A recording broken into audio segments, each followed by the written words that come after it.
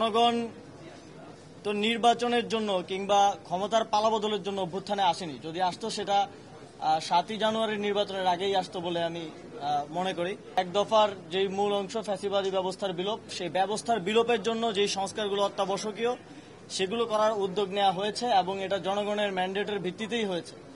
আমরা যদি যেই ব্যবস্থাটা বিদ্যমান আছে এটার সংস্কার না করে দিয়ে যেতে পারি, আমরা মনে করি যে সরকারি ক্ষমতায় আসুক, যে কোনো রাজনৈতিক সরকার এই অটোক্রেটিক একটা সিস্টেমের মধ্যে সে নিজেও অটোক্রেটিক হয়ে উঠতে বাধ্য হবে।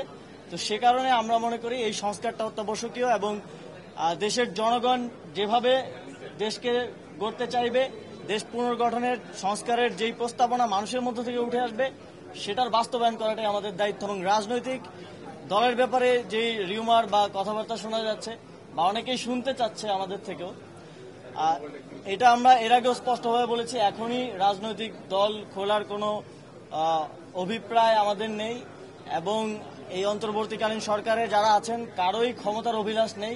আপনারা জানেন সবারই যার যার পেশাগত জীবন আছে এবং সবাই সেখানে ফিরে যেতে চায়, কিন্তু দেশের মানুষ একটি অভ্যুত্থানের মধ্য দিয়ে যে দায়িত্বটাই অন্তর্বর্তীকালীন সরকারকে দিয়েছে সেটি যথাযথভাবে পালন করে মানুষের সেই আশা আকাঙ্ক্ষার প্রতিফলন ঘটিয়ে একটি নির্বাচনের মাধ্যমে একটি গণতান্ত্রিক সরকারের হাতে ক্ষমতা হস্তান্তর করাই আমাদের লক্ষ্য। গত শনিবার আমরা বিজেএমইতে 3 জন উপদেষ্টা সহ আমাদের পুরো টিম সহ একটা আলোচনায় ছিলাম এবং রবিবার থেকে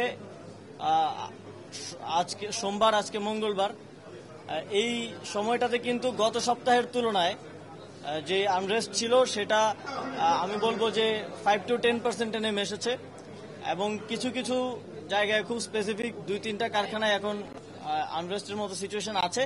সেটাও আমরা মনে করি দ্রুতই প্রশমন